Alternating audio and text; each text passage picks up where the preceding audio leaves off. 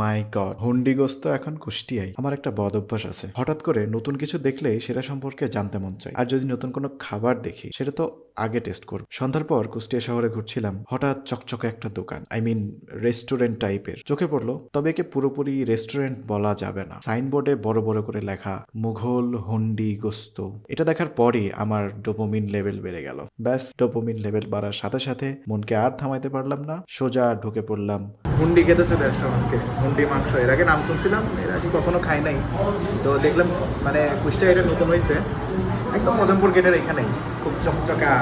আসলেই মানে অটোমেটিক চোখ পড়ে যায় যে এখানে হুন্ডি মাংস, ওই যে কি জানো, মুঘল হুন্ডি গোস্ত ঘর, হান্ডি হান্ডি।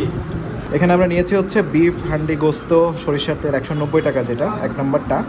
আর আরেকটা নিয়েছি এখানে বিরিয়ানির ভিতরে মুঘল স্পেশাল বিফ বিরিয়ানি, 180 টাকারটা হাফ, যেটা দুইটাই নিলাম। কিন্তু এখানে যেটা আমরা করেছি, এক প্লেট সাদা ভাত নিয়েছি, আর এখানে এটা হচ্ছে সেই হুন্ডি মাংস এক নম্বরের যেটা দেখালাম। তো দুইজন খাবো, তো এই একটা ভাতে আমরা দুইজন ভাগ করে খাবো, কারণ আমাদের পরে আবার এই যে এইটা খেতে হবে। দুইটা মাংসের পিস এবং একটা আস্ত রসুন, আহা সেই স্বাদ। এত স্বাদ কেন? বাজেট হিসেবে ঠিক আছে, ঝালটা দিয়ে খেতে হবে, ঝাল ছাড়া ভালো লাগে না।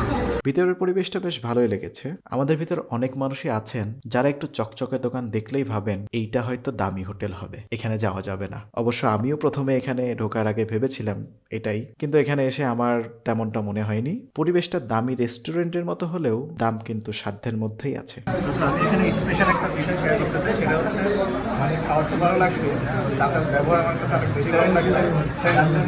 আমি নেক্সট টাইম আমার থ্যাংক ইউ, ঠিক আছে। আমি এই এক্সপেকটেশন করি না, অবশ্যই আপনার ব্যবহার মানে চাটা কিন্তু অনেক ফ্রেন্ডলি, ঠিক আছে। থ্যাংক ইউ, চাচার ব্যবহারের জন্য আমি ইনশাল্লাহ রাখবো। Thank you sir, thank you.